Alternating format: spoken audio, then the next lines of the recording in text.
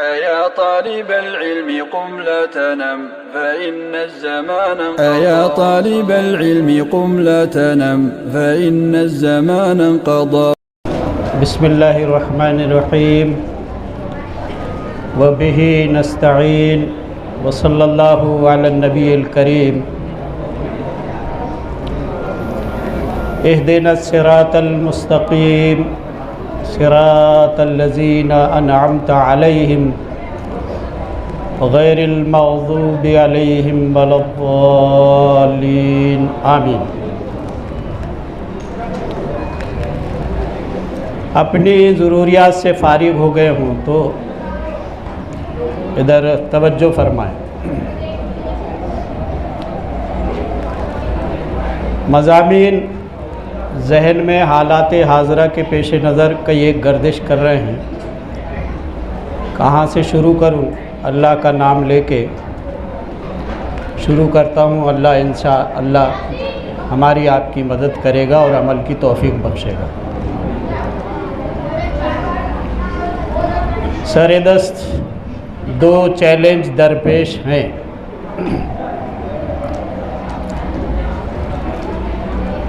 ایک اندرونی ہے اور ایک خارجی۔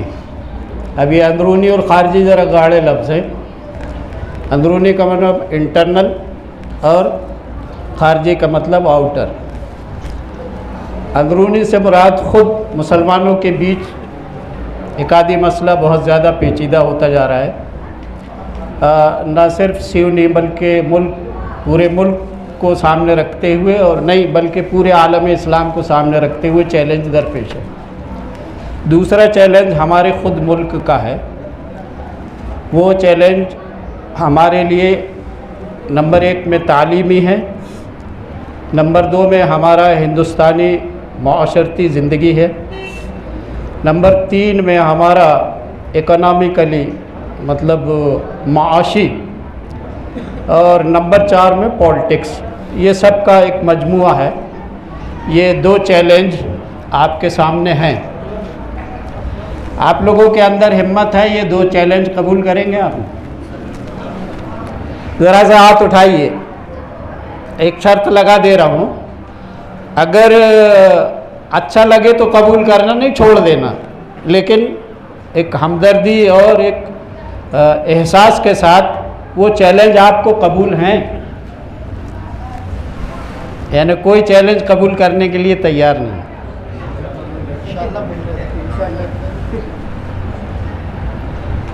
ہاں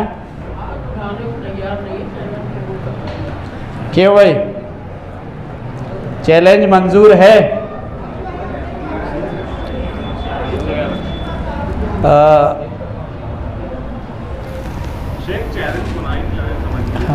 ایک چیلنج اندرونی ہے، اس کی وضاحت کر دوں۔ ایک تکفیری فتنہ ہے، تکفیری چیلنج ہے، اور دوسرا اسی میں جڑا ہوا ہے، اس سے کنیکٹڈ ہے، طاغوتی، یعنی تکفیری اور طاغوتی یہ فتنہ یہ صرف سیونی کا نہیں ہے بلکہ پوری دنیا کا ہے۔ اور یہ اس وقت سے شروع ہو گیا تھا حضرت عمر، حضرت ابو بکر، حضرت عمر کے بعد سے۔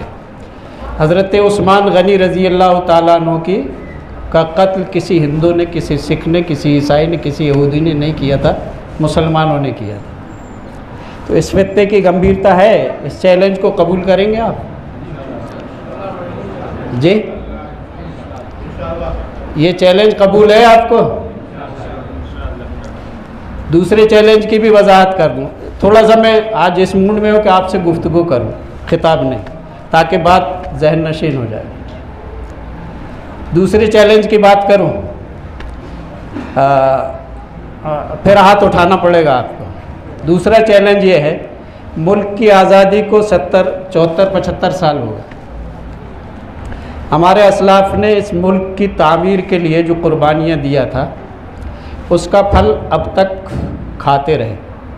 اب وہ پونجی ختم ہو گئی، یعنی جو اثرات تھے ہمارے بزرگوں کے، جیسے مکہ اور مدینہ کی نبی کریم صلی اللہ علیہ وسلم کی کوششوں سے ثمرے کے طور پر، پھل کے طور پر مسلمان پوری دنیا میں تقریباً 1000 سال تک حکمراں رہے۔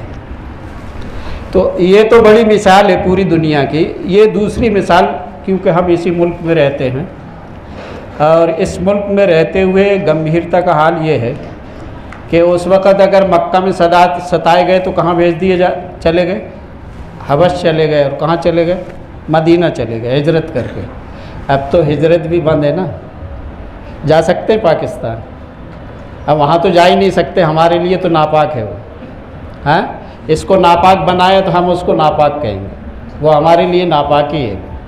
یہ تقسیم سیاسی لوگوں نے پیدا کی تھی اور انسانیت کو تقسیم کیا تھا. بہرحال اس بحث میں نہیں پڑھنا چاہتا. بتانا مقصود یہ ہے کہ ملک جن حالات سے گزر رہا ہے ان حالات میں فوری طور پر اس چیلنج کو قبول کرنا پڑے گا. اور جو زندہ قومیں ہوتی ہیں وہ چیلنج قبول کرتی ہیں. بزدل لوگ چیلنج قبول نہیں کرتے، ان کو جینے کا کوئی حق نہیں. اور اگر اب بھی ہم بیدار نہیں ہوئے تو ہمارے لیے اس ملک میں کوئی جگہ نہیں رہ جائے گی. جو 50 سال پہلے نچلی پچھلی ذاتیں تھیں نا، وہاں تک آپ کو ڈھکیل دیا جائے گا. اس لیے اس ملک میں رہتے ہوئے ہمارے تعلیمی مسائل ہیں، معاشرتی مسائل ہیں، اکنامیکلی مسائل ہیں اور پولیٹکس کے بھی مسائل ہیں. یہ دوسرا چیلنج ہے. یہ دوسرا چیلنج ہے. اب آپ کو اثر نو اس ملک کی تعمیر کے لیے کھڑا ہونا پڑے گا. آپ بھی اس ملک کے باشندے ہیں اور فرد ہیں. ایسا نہیں ہو سکتا کہ اور لوگ تعمیر ترقی کریں اور آپ پستی میں جاتے جائیں. یہ ملک کی ناکامی کی پہچان ہوگی. اس لیے یہ چیلنج ہم میں سے ہر ایک کو قبول کرنا پڑے گا. منظور ہے یہ چیلنج آپ کو اس ملک کی تعمیر کے لیے. آپ کی تعمیر میں ملک کی تعمیر ہے، دوسروں کی تعمیر میں آپ کی بھی تعمیر ہے. یہ چیلنج قبول ہے آپ لوگوں کو؟ اس کی تفصیل بعد میں آئے. یہ تکفیری فتنہ، پہلے کی طرف آ رہا ہوں، لیکن یہ فتنوں کا ذکر کرنے سے پہلے ایک مطلب تنبیہ کے طور پر اور ایک وارننگ اور ایک عبرت کے طور پر ایک بات کہتا ہوں. جو زندہ قومیں ہوتی ہیں، میں نے کچھ خطبات میں بھی یہ بات کہی ہے، جو زندہ قومیں ہوتی ہیں وہ ماضی کو بھی دیکھتی ہیں. یعنی پچھلا گہرا تو اگلا ہوشیار. وہ پریزنٹ میں جو ہوتا ہے، کیا چل رہا ہے، کیسے رہنا ہے، ہماری پوزیشن کیا ہے، ہم کہاں کھڑے ہیں، ہمارا مقام کیا ہے، ہماری حیثیت کیا ہے، ہماری دینی کیفیت کیا ہے، ہماری دنیاوی کیفیت کیا ہے، یہ پریزنٹ ہے. پریزنٹ سے باخبر ہوتا ہے. اب ذرائع ابلاغ اتنے زیادہ ہیں کہ آپ پوری دنیا کو سرچ کر کے اتنے سے ڈبے میں ہماری آپ کی حیثیت کیا ہے، ہم کہاں کھڑے ہیں، کس مقام پر کھڑے ہیں، اس کو جانچنے سمجھنے کے لیے بہت زیادہ دقت کی ضرورت نہیں. تو گزرے ہوئے کو، تاریخ کو سامنے رکھتی ہیں، حال پر نظر رکھتی ہیں اور پھر مستقبل پر نظر رکھتی ہیں. مستقبل مطلب فیوچر. اس کو ہندی میں کیا کہتے ہیں؟ فیوچر کو بھوش کال. یعنی آنے والا دور. جو زندہ قومیں ہوتی ہیں یہ تینوں چیزیں اپنے سامنے رکھتی ہیں. تو ہم مردہ قوم بننا چاہتے ہیں، زندہ قوم بننا چاہتے ہیں. اب ایک بھاری دلیل دے دوں آپ اس سلسلے کی. یہ دانشوروں نے یہ قول نقل کیا ہے، لیکن ہم آپ قرآن پڑھتے ہیں. اس کا استدلال قرآن مقدس ہے. نہیں سمجھ میں آئے گا. اس کا استدلال قرآن مقدس ہے. سمجھ آئے کہ نہیں بات؟ استدلال کا مطلب اس کی دلیل خود قرآن مقدس ہے. قرآن مقدس نے ماضی کا ذکر کیا ہے. یعنی جب قرآن نازل ہوا تو ماضی کا ذکر کیا ہے. حضرت آدم علیہ السلام کا ذکر کیا، حضرت نوح علیہ السلام کا، حضرت یونس علیہ السلام کا، حضرت موسیٰ کا، حضرت عیسیٰ کا، پچھلی ساری قوموں کا ذکر کیا، فرعون کا ذکر کیا، شداد کا ذکر کیا، حامان کا ذکر کیا، اور آخر میں حضرت ابراہیم، حضرت اسماعیل، حضرت اسحاق، ان تمام قوموں کا ذکر کیا. تو ماضی پر نظر دوڑائی کہ نہیں قرآن نے. تو یہ استدلال کسی دانشور کا نہیں، بلکہ دانشور سے پہلے قرآن اس کا استدلال ہے کہ جو آخری کتاب نازل کی گئی ہے وہ جب سے انسان وجود پذیر ہے تب تک کی نظر آپ کے سامنے ہے اجمالی طور پر، شارٹ میں، تفصیل میں نہیں ہے، شارٹ میں. تفصیل میں جاتے تو کئی ہزار قرآن بن جاتے. تو شارٹ میں اللہ تعالیٰ نے بطور عبرت پچھلی قوموں سے عبرت حاصل کرنا، اور پریزنٹ میں جو کچھ ہوا وہ تو آپ کو معلوم ہے. لیکن آگے کیا ہونے والا ہے، اللہ کے نبی صلی اللہ علیہ وسلم نے پیشینگیاں کہاں تک کی ہیں؟ قیامت تک کے لیے کی. خوارج پیدا ہوں گے، فلانا ہوگا فلانا ہوگا. شروع کے خیر القرون قرنی ثم الذین یلونہم، اپنے دنیا سے چلے جانے سے پہلے آپ نے پورا خاکہ، تو پاسٹ، پریزنٹ اور فیوچر. جو زندہ قومیں ہوتی ہیں اور خاص طور پر جو قرآنی قوم ہوتی ہے، جو قرآن کے ماننے والی قوم ہوتی ہے، وہ ان تینوں زمانوں پر نظر رکھتی ہے. یہ ایک قرآن میں یہ جو داستان بیان کی گئی ہے، کہانی قصے کے طور پر نہیں ہے، بلکہ پریزنٹ طور پر پاسٹ کو دیکھیں، گزرے ہوئے کو دیکھیں، حال پر نظر رکھیں اور آنے والے زمانے کو بھی سامنے رکھیں. میں کچھ مثالیں حال کی بھی دیتا ہوں، لیکن کبھی کبھار ہماری بدحواسی کا حال یہ ہوتا ہے، جیسے میں کسانوں کا ذکر کیا تھا، خطبات میں ذکر کیا، تو کچھ بدحواس لوگ یہ کہنے لگے مولانا صاحب خطبے میں جو ہے کسانوں کا ذکر کر رہے ہیں، جی آندولن میں شریک کرنا چاہتے ہیں کیا؟ میں اس لیے کہہ رہا ہوں کہ وہ زندہ قوم ہے. 3 بل پاس ہوئے، ان کو معلوم ہے کہ سال 2 سال میں فیوچر میں ہمیں کیا نقصان ہونے والا ہے، نقصان کا پتہ کر لیا. اس لیے 200 زیادہ 300 کے آس پاس کسان اس مہم میں اپنی قربانی دے چکے ہیں. اور بڑے بڑے عالیشان لوگ انہوں نے قربانی دی. ان کے نزدیک قربانی، آپ کے ہاں تو خودکشی ہے، لیکن ان کے ہاں قربانی ہے. وہ زندہ قوم ہے کہ اس بل سے ہمیں آنے والے وقت میں کیا نقصان ہوگا. تو قرآن بھی کہتا ہے تدبر کرو، تفکر کرو، ہونے والے حادثات سے عبرت حاصل کرو. یہ زندہ قوموں کی پہچان اور علامت ہوتی ہے.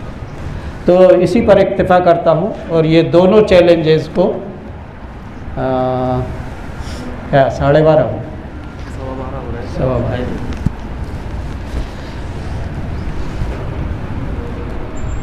نبی کریم صلی اللہ علیہ وسلم کی نے پیشین گوئی کی تھی خوارج کا وجود ہوگا.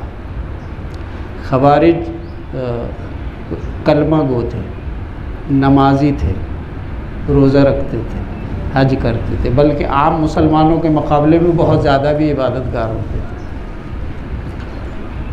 قرآن کو اس کے مفہوم سے خالی کر کے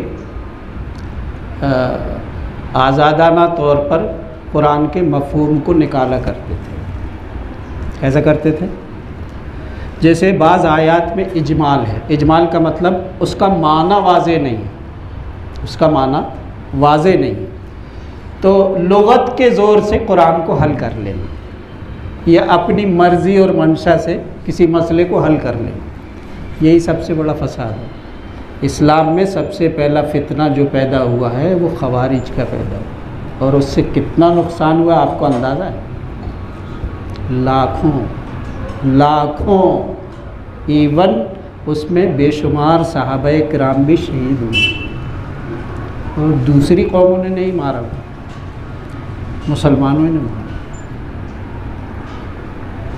تو مثال کے طور پر وَمَن لَمْ يَحْكُمْ بِمَا أَنزَلَ اللَّهُ وَأُولَئِكَ هُمُ جیسا کہ ابھی بیان کیا گیا، یہ 2-3 طرح سے یہ آیت قرآن مقدس میں آ گئی. جو شخص اللہ کے مطابق حکم نہ دے، یعنی اللہ جو حکم دے رہا ہے وہی حکم دے، اس کے علاوہ حکم نہیں دے سکتا. وَمَن لَمْ يَحْكُمْ بِمَا أَنزَلَ اللَّهُ فَأُولَئِكَ هُمُ الْفَاسِقُونَ فَأُولَئِكَ هُمُ الْكَافِرُونَ.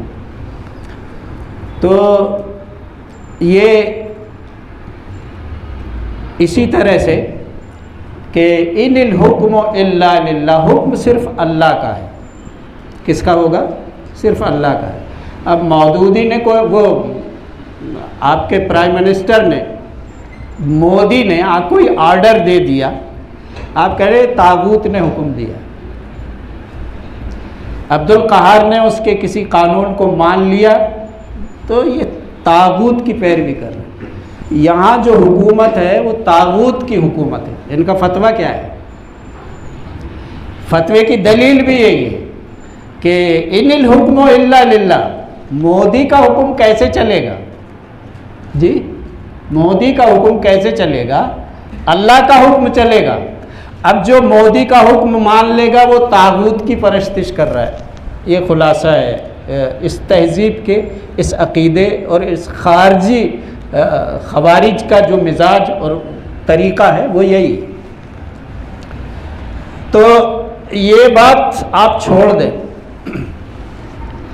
اس کی تفصیلی ایک میں نے مضمون بھی لکھا ہے، شاید آپ لوگوں کو بھی ارسال کیا ہے، کہ خوارج کا جو اصل تھا کہ قرآنی آیات کو اپنی من مرضی کے مطابق اس کی تعبیر اور تشریح کرنا، تو انہوں نے کوئی غلطی دیکھی، کوئی کوتاہی دیکھی صحابہ کے درمیان، تو ان کے خلاف کفر کے فتوے دیے، ان کو طاغوت کا پجاری کہا، ان کو کبیرہ گناہ کا مرتکب کہا، جس نے کبیرہ گناہ کیا وہ کافر ہو گیا، اس لیے اس کی جان مار لو۔ تو یہ فتنہ ہمارے یہاں بھی ہے۔ آپ جانتے ہیں کہ یہ ملک کسی ایک شخص کا نہیں ہے، یہ ہمارا ملک ایک معاہدات کے تحت یہاں جتنی قومیں رہتی ہیں ان کے تحت ایک کانٹیکٹ ہے، اس کانٹیکٹ میں دوسری قوموں کے ساتھ مل کر کے یہاں پر ایک گورنمنٹ بنی جس کی شکل جمہوری ہے۔ اس کی ایک مثال صلح حدیبیہ کی ہے۔ صلح حدیبیہ میں یہود کے ساتھ ایک مشترکہ کانٹیکٹ اور معاہدہ ہوا تھا، عیسائی بھی تھے، مشرکین بھی تھے، اور جتنے قبائل تھے مدینہ کے ان تمام کے ساتھ بھی یہ کانٹیکٹ ہوا تھا۔ تو آپ اس آیت کو جو کہ وَمَن لَّمْ يَحْكُم بِمَا أَنزَلَ اللَّهُ یا إِنِ الْحُكْمُ إِلَّا اللَّهُ، آپ یہ فتویٰ نبی کریم صلی اللہ علیہ وسلم کو بھی لگا دیں کہ غیر مسلموں کے ساتھ ایک کانٹیکٹ کیا ہے، یہ فتویٰ ان کو بھی لگاؤ، نبی صلی اللہ علیہ وسلم کو جرأت کرو، ہمت کرو۔ ہمیں تو کہتے تھے طاغوت کے پجاری ہیں، کافر ہیں، یہ کفریہ ملک کے یہ اطاعت کرنے والے ہیں، اس لیے یہ بھی کافر ہیں۔ اس کو ہلکے میں نہ لیں، یہ بہت بڑا فساد ہے۔ میں بتا دیا، اتنا موقع نہیں ہے، میرے کو اصل میں دونوں موضوع ٹچ کرنا ہے، تو بعد میں موقع ملا تو میں چاہ بھی رہا ہوں کہ اصل میں ایک مسئلہ یہ ہے، یہ جو ہماری نسل تیار ہو رہی ہے نا، اس کو یہ چیلنج قبول کرنا پڑے، اور یہ چیلنج جب تک آپ کی تربیت نہیں ہوگی بیٹھ کے 1-2 گھنٹہ 4 گھنٹے، تب تک یہ ناممکن ہے۔ تو ایسا کرنے کے لیے تیار ہو آپ لوگ؟ جی نہیں، اور خاص طور پہ کہہ رہا ہوں اہل حدیثوں، یہ سب سے زیادہ ناکارہ ہوتے جا رہے ہیں۔ جی میں سب کو شامل کر کے کہہ رہا ہوں، مجھ پر یہ الزام مت لگانا کہ میں دیگر جو آپ شوٹ ہیں اہل سنت والجماعت کے ان کو چھوڑ رہا ہوں، ان سب کو شامل کر کے کہہ رہا ہوں کہ اس کے لیے تربیت ضروری ہے۔ جس ملک میں ہم رہ رہے ہیں اس ملک کے حالات انتہائی گمبھیر ہوتے چلے جا رہے ہیں، اس لیے اب ملک میں ایسا کوئی سماج نہیں ہے جن کی تربیت نہ ہوتی ہو، ان کے نوجوانوں کی، ان کے افراد کی۔ ہم ہی بے تربیت ہیں، وہ کسان تربیت یافتہ ہے، کہ ان کے 2-4 لیڈر ہیں، وہ جیسا کہتے ہیں، جان حاضر ہے، مال حاضر ہے، قربانی حاضر ہے، وقت حاضر ہے۔ کڑکڑاتی ٹھنڈی میں 2 مہینے دلی کی ٹھنڈی دیکھا آپ لوگ؟ تو شیخ سے پوچھو جو لوگ دلی ٹھنڈی جاتے ہیں، گرمی کا بھی وہی حال ہوتا ہے، نلوں میں پانی جم جاتا ہے، سڑکوں میں پڑے رہے، یہ زندہ قوموں کی پہچان۔ وہ تربیت یافتہ ہے، وہ ایک بات کہتے ہیں اٹھ جاتے، بیٹھ جاتے، ایک مٹھی چاول ہر گھر سے جمع ہو جاتا ہے بغیر کہے۔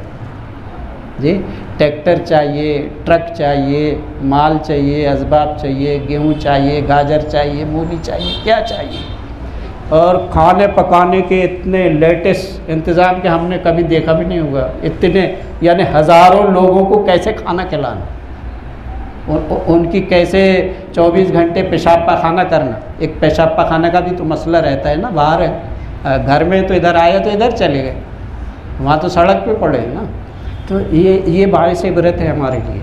تو میں یہ کہہ رہا تھا کہ اب ہم نوجوانوں کو بیٹھ کر کے سب کو مل کر کے، میرا مشورہ نہیں، سب مل کر کے آپ کو بیٹھ کے سمجھنا پڑے گا، اور جو اس فتنے میں مبتلا یہ تکفیری، یعنی بات بات پہ کسی کو کافر کہہ دینا، کسی کو طاغوت کا پجاری کہہ دینا، کسی کو منافق کہہ دینا، یہ اللہ کا اختیار ہے جی، یہ اللہ کے اختیار میں، یہ کسی کو منافق کہنا۔ اللہ کے نبی کو معلوم تھا کہ فلاں فلاں منافق ہے، لیکن اللہ کے نبی بھی نہیں کہتے تھے کسی کو منافق، منافق کو بھی منافق نہیں کہتے تھے، اس کی اجازت ہی نہیں تھی۔ اگر رواج پڑ جاتا، ایک سنت بن جاتی کہ نبی نے فلاں کو منافق کہا ہے تو میں بھی عبدالستار کو، عبدالرب کو، یہ بھی منافق ہے، یہ عبداللہ منافق ہے، یہ محمد منافق ہے۔ ہمارے ہاں یہ جو گروپ ہے تکفیری، یعنی جو مسلمان ہیں انہیں کو کافر بناؤ، اس کا نتیجہ یہ ہوا ہے کہ آپ کے ہاں تو اتنے بڑے فساد نہیں رونما ہوا، یہ عرب ممالک کے آپ لوگ حالات سے واقف نہیں ہیں، مسلمان کو کاٹ رہا ہے ایک دوسرے اسی بنیاد، یہ وہی فکر ہے، یہ وہی فکر ہے۔ لاکھوں انسانیں، لاکھوں جانیں مسلمانوں کی اسی راہ پہ چلی گئی، اور میری عادت نہیں ہے گزری ہوئی بات کو کہنے کی۔ یہ جو مذہبی جنون ہوتا ہے نا، اس ناطے کہ ہم مذہب کے نام پہ کسی مسلمان کو کافر کہہ دیں، اس کو طاغوتی کہہ دیں، اس کو منافق کہہ دیں، یہ بڑی خطرناک چیز ہے بھائی۔ اگر ہے میرے اندر کفر ہے، چلو مان لو تم مسلمان ہو، تو آپ کا کیا فرض بنتا ہے؟ یہ آدم کی اولاد ہے، مجھے آ کے سمجھاؤ مولوی صاحب، یہ عبدالخار، یہ راستہ صحیح نہیں ہے، جہنم کا راستہ ہے، جنت کا راستہ یہ ہے۔ تو یہ پیار کی بات یہ ہوتی ہے، لیکن ان کے اندر مذہبی جنون پیدا ہوتا ہے۔ یہ مذہبی جنون خود مسلمانوں کو مارتا ہے، ان کو تعلیم سے محروم کرتا ہے، سماج سے کاٹتا ہے۔ آپ دیکھ رہے ہو کتنے گھرانے ماڈرن ایجوکیشن سے ان لوگوں نے محروم کر دیے، یہ کہہ کر کے کہ یہ طاغوت کے اسکول ہے، یہ طاغوت کے اسکول ہے۔ تو یہ چھوٹا موٹا مسئلہ نہیں ہے، یہ بہت خطرناک ہے۔ اس کے اندر ہوتا ہے جنون، اس کے اندر جنون ہوتا ہے، اس جنون میں انسان کو کچھ بھی سمجھ میں نہیں آتا۔ اور میں مطلب ایک کلیئرنس واضح طور پر دے دوں، اہل سنت والجماعت کے جتنے آپ شوٹ ہیں، چاہے وہ حنفی ہوں، بریلوی ہوں، جماعت اسلامی کے ہوں یا اور بھی کوئی ہوں، یہ جتنے فرقے یعنی قادیانی اور شیعہ کو چھوڑ کر کے ہم ان تمام کو کیا سمجھتے؟ مسلمان سمجھتے، کافر نہیں گنتے۔ کیا کہہ رہا ہوں؟ میری بات ذرا سا آپ نوٹ کر کے جائیے، مجھ پر بلا ضرورت کا الزام لگائیں، ہم انہیں مسلمان سمجھتے، ہم کسی کو کافر نہیں کرتا۔ آپ نے دیکھا ہوگا مساجد اہل حدیث میں کسی کے ساتھ ایسا سلوک ہوتا ہے کہ تو حنفی ہے، تو بریلوی ہے، تو جماعت اسلامی کا ہے، اور اگر کوئی بدتمیز ایسا کرتا ہے تو اس کی سرزنش کرو، یہ اللہ کے گھر ہیں، ہم کسی کو کافر نہیں جانتے سوائے قادیانی اور شیعہ کو چھوڑ کر۔ یہ ایک الگ مسئلہ، اس بحث پہ نہیں جانا چاہتا، لیکن ہم ان کو مسلمان سمجھتے ہیں، اور اگر تنقید بھی کر رہے ہیں تو اس نقطۂ نظر سے کر رہے ہیں کہ یہ چیز درست نہیں ہے۔ قرآن و سنت کی روشنی میں اللہ تعالیٰ آپ کو ہدایت کی راہ دکھائے، آپ اس راستے پر مت چلو۔ بے شمار خاندانوں کا اس میں نقصان ہوا ہے، اور مزید نقصان ہونے کا امکان ہے۔ آپ کو اندازہ نہیں ہے کہ اگر تعلیمی اعتبار سے، تعلیم سے مراد ماڈرن ایجوکیشن کے اعتبار سے، اور اکنامیکلی اگر مسلمان ہندوستان میں کمزور ہوا تو یہاں پر ارتداد کا مسئلہ پورے ملک میں شروع ہو جائے گا۔ یہ جو مسلمان جہالت کی بنیاد پر اور یہ معاشی کمزوری کی وجہ سے کتنے غیر مسلم ہو جائیں گے، اور آپ خبروں میں سن بھی رہے ہو۔ تو یہ زمانہ نہیں ہے کہ ہم مسلمان جو مسلمان ہیں انہیں کو کافر کافر کافر منافق کہتے ہیں۔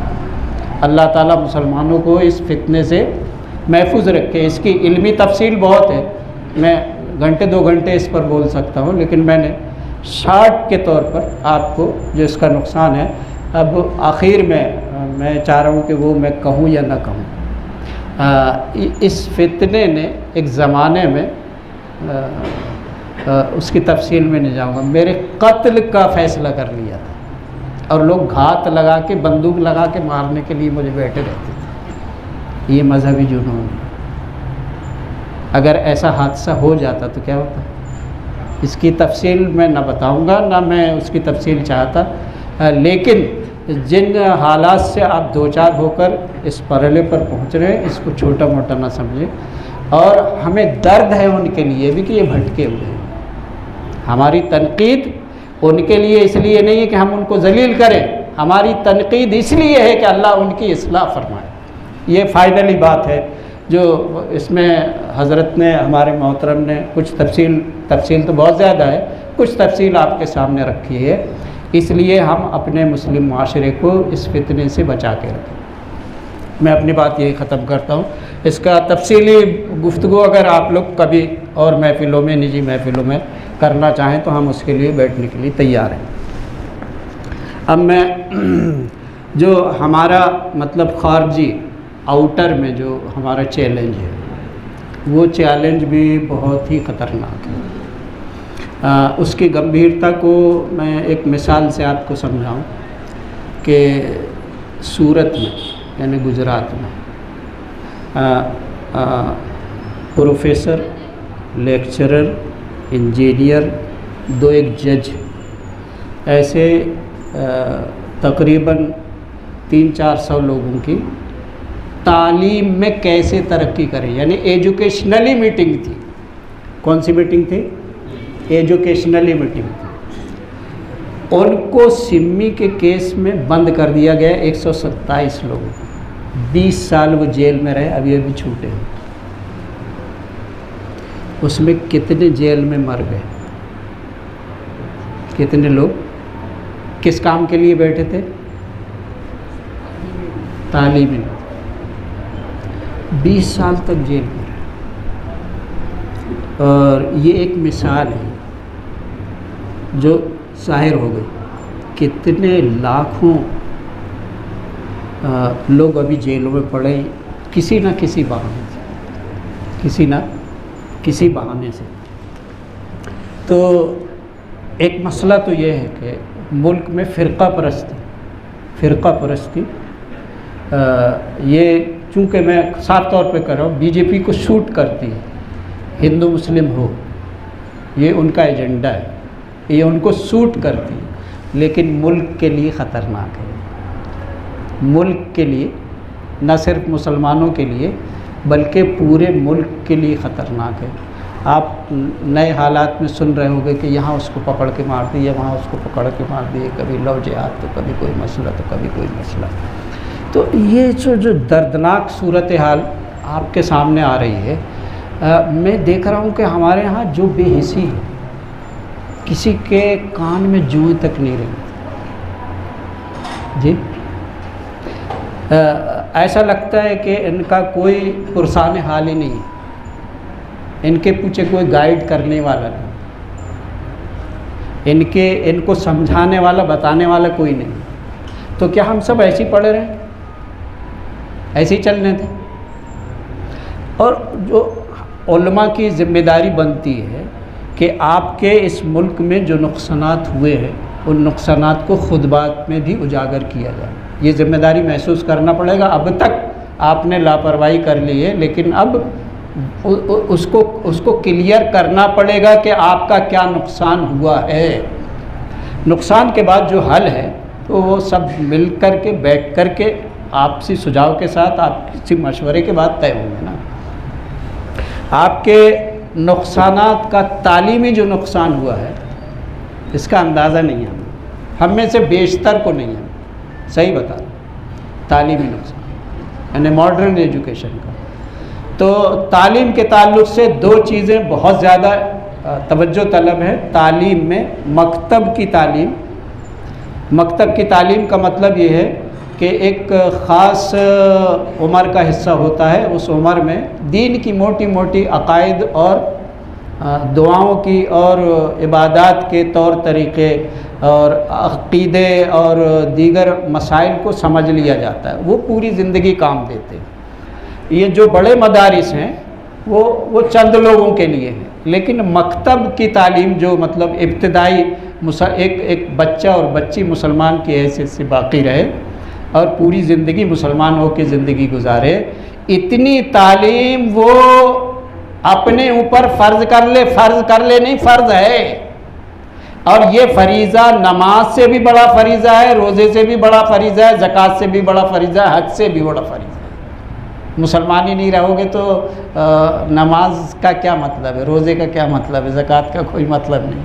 तो इन तमाम अहकामात से पहले इल्म की तलब है, इल्म चाहिए।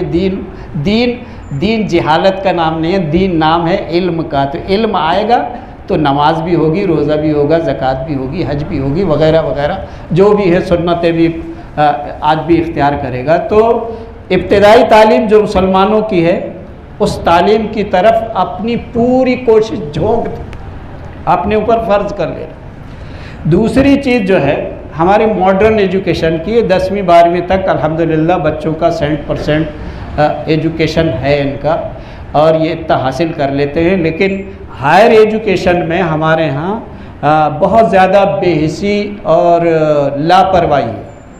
और मुल्क में अल्हम्दुलिल्लाह कुछ कोशिशें इस सिलसिले की हुई भी हैं, लोग बढ़ भी रहे हैं, लेकिन ये यानी चिन्हित करना हमारे ज़िंदगी के मसाइल में कौन से ज़्यादा नेसेसरी हैं, कौन से मसाइल ज़्यादा ज़रूरी हैं, जब तक आप पॉइंट आउट नहीं करोगे कि हमारा फर्स्ट मतलब जो है हमारे निशाने में, हमारी ज़िंदगी में जो सबसे पहले मसले, सबसे बड़े मसले, ये गौर करके फ़िक्र करके कि हमें कहाँ नुकसान हुआ है, कहाँ नुकसान हो रहा है, कहाँ नुकसान होने वाला है, तो उस तरफ अगर तवज्जो देंगे तो ये तालीम के एतबार से ये 2 चैलेंज आपको हमारे नौजवानों को कबूल करना पड़ेगा। एक मकतब की तालीम, दूसरे मॉडर्न एजुकेशन। मॉडर्न एजुकेशन उतनी मौका नहीं है। मैं और दूसरी चीज़ें आपको भी कहना चाहता हूँ कि ये 2 हिस्से तालीम के इंतहाई तवज्जो तलब हैं।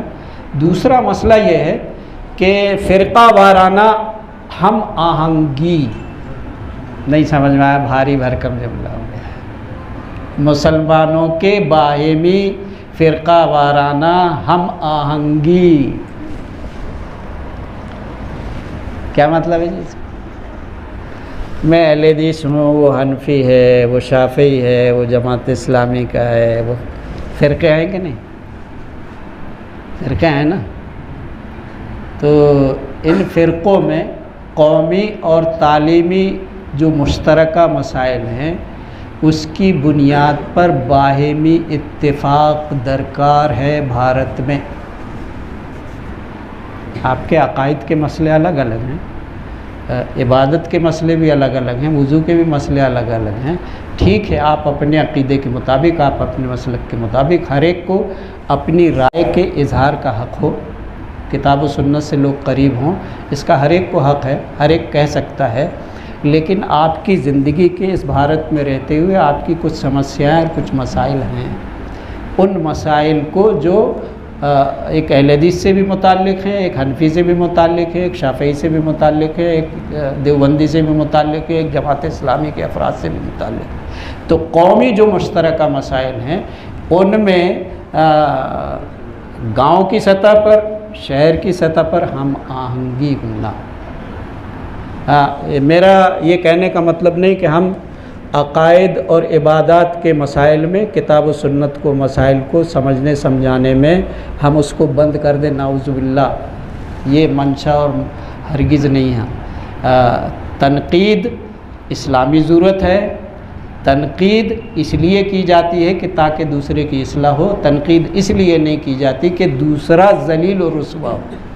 ये फ़र्क है। ये यानी कुरान मुक़द्दस तनक़ीद करता है यहूदियों के नज़रियात को, ईसाइयों के नज़रियात को, मुशरिकीन के नज़रियात को, इसलिए नहीं कि उनको जहन्नम में ढकेल दे। अल्लाह की मंशा ये नहीं है। इसलिए कुरान ने बयान किया है कि ये लोग इस बुराई से महफूज हो जाएं। अगर आप इस्लाम को मानते हैं, कुरान और सुन्नत को जानते हैं, तो किसी दूसरे फ़िरक़े के बाबत हमारे दिल में ये जज्बा होना। बल्कि मैं एक बात कहूँ, अहले हदीसों के मुकाबले में मेरी चाहत जो गैर अहले हदीस है उनसे। दूसरे नंबर पे ये कहूँगा कि मुसलमानों के बिलमुकाबिल मेरी चाहत गैर मुस्लिमों से। मैं गलत बोल? جی ہمارے یہاں نفرت کا ماحول ہے، مطلب رد عمل میں وہ ہمارے لیے دشمن ہے تو ہم بھی ان کے دشمن ہیں، یعنی حنفی اہل حدیث کا دشمن ہے تو اہل حدیث بھی اس کے رد میں، اس کے جواب میں یہ بھی اس کا دشمن ہے۔ یہ اسلامی تصور نہیں ہے جی، یہ اسلامی تصور نہیں ہے۔ کوئی ہمارا دشمن ہو سکتا ہے لیکن ہم کسی کے دشمن نہیں۔ یہ مشن آپ کو بنانا پڑے گا، ہم دوسرے کے لیے خیر خواہ ہیں۔ خیر خواہی کا مضمون میرا اتنا لمبا چوڑا ہے، وہ وقت نہیں ہے کہ اللہ رب العزت نے اپنے تعارف میں کسی اور صفت کا ذکر نہیں کیا اور رحمت کا ذکر کیا ہے۔ بسم اللہ الرحمن الرحیم۔ میں نے جب اس سلسلے پر غور کیا کہ آخر اللہ تعالیٰ نے اپنے دیگر صفات کو چھوڑ کر ایک ہی صفت کو دو صیغوں کے ساتھ ذکر کیا ہے، میرے اندر ایک مطلب جستجو پیدا ہوئی کہ آخر یہ رحمت ہے کیا۔ تو ایک لمبا تفصیلی موقع ہے، پھر انشاءاللہ اس میں تفصیل میں جائیں گے۔ صرف یہ کہوں کہ رحمت ایک ایسا اللہ کی ذات کی صفت ہے، اور اسی صفت سے پیغمبر کو بھی متصف کیا ہے، مومنین کو بھی متصف کیا ہے، ماں باپ کو بھی کیا ہے، میاں بیوی کے درمیان جو محبت کے رشتے ہوتے ہیں اس سے بھی متصف کیا ہے، اور رحمت کے 99 ٹکڑے 100 ٹکڑے اللہ تعالیٰ نے کیے، ایک ٹکڑے میں جو دنیا میں محبت ایک دوسرے کی نظر آتی ہے وہ ہے، اور 99 محبتیں اللہ رب العزت نے اپنے پاس رکھا ہے۔ تو یہاں نفرت کا تو سوال ہی نہیں ہے، غیر فرقے کے لیے بھی نہیں ہے، اور نہ ہی غیر مسلم کے لیے نفرت آپ کے اندر اس کے پرتی خیر خواہی ہونا، یہ میسیج جانے کو ہونا۔ ایک ڈاکٹر اور حکیم اگر مریض کے سامنے اس کو یہ میسیج چلا جائے یہ میرا جیب کاٹے گا اور گلا بھی کاٹے گا، آپ اس سے علاج کرائیں گے؟ آپ غیر فرقے کے لیے، غیر مسلم کے لیے آپ کا کیا میسیج ہے؟ یہ دہشت گرد ہے۔ سنیوں کے ہاں جائیں گے تو کہیں گے یہ ظالم گستاخ رسول کافر ہیں، تو آپ کا بھی مشن یہی ہے۔ اور اگر ان خارجیوں کے پاس جائیں گے تو کہیں گے کہ یہ طاغوتی ہیں، یہ کافر ہیں، یہ طاغوت کی عبادت کرتے ہیں۔ تو یہ تصوری سرے سے شیطانی ہے، اللہ کا تصور یہ نہیں ہے۔ اللہ اپنے ان انسان بندوں کو ایک اپنا کنبہ مانتا ہے، اور اس کا پیار یہ ہے، اس دنیا کو اس لیے بسایا ہے، یہ ایک امتحان گاہ ہے۔ تم جہنم کے راستے سے بچ جاؤ اور جنت میں چلے جاؤ، جنت اللہ تعالیٰ نے اسی لیے تیار کیا ہے۔ تو ہمارا جو مشن ہے بحیثیت مسلمان کے، دیگر فرقوں کے لیے بھی اور حتیٰ کہ اس ملک کے باشندے غیر مسلموں کے لیے بھی ان کے پرتی خیر خواہی، ہم دشمن نہیں کسی کے، یہ میسیج جانے کو ہونا۔ تو میں آپ کو مثال سے سمجھا رہا تھا کہ اگر کوئی حکیم اور ڈاکٹر اگر آپ کے بارے میں یہ میسیج چلا جائے کہ آپ کے لیے کہ یہ میرا جیب بھی کاٹے گا اور میرا گلا بھی کاٹے گا، یعنی میری جان بھی لے لے گا، آپ کبھی اس سے علاج کراؤ گے؟ تو آپ کا میسیج کیا جانا چاہیے؟ ایک پیغمبر کا میسیج اپنی قوم کے سامنے کیا ہوتا تھا؟ وہ ٹوٹلی خیر خواہانہ ہوتا تھا۔ تو یہ جو فرقہ وارانہ نفرتیں مسلمان کے آپسوٹ جو اہل سنت کے الگ الگ فرقوں میں ہیں، ان کے عقائد اور عبادات کے مسائل الگ الگ ہیں، لیکن جو قومی مشترکہ مسائل ہیں اس ملک میں رہتے ہوئے، ان مسائل میں ہمیں ان کے ساتھ کندھے سے کندھا اور ایک ساتھ مل کر کے ان مسائل کو لڑنا پڑے گا۔ اور ملک کے حالات جس طرح سے خراب ہو رہے ہیں، پھر کوئی تفصیل کا موقع ملا تو انشاءاللہ مزید تفصیل کریں گے، اس کی بیان کریں گے۔ مسائل تو بہت زیادہ ہیں۔ میں پروردگار عالم سے دعا کرتا ہوں کہ شروع میں نے کہا تھا کہ آپ لوگ یہ 2 چیلنج قبول کریں گے، تو آپ لوگوں کو یہ چیلنج قبول ہے؟ اس کی مزید تفصیل کے لیے کب بیٹھنا ہے، اس کے لیے تیار ہیں آپ؟ انشاءاللہ بولیے۔ ہاں نہیں چھوڑ دیں، یہ مسائل نہیں ہیں، قابل نہیں، عمل کے لائق نہیں۔ ہاں جی، تو یہ جو موٹی موٹی باتیں تھیں میں نے آپ کے سامنے رکھی ہیں، اللہ تعالیٰ قبول فرمائے، آمین۔ وآخر دعوانا ان الحمد للہ رب العالمین۔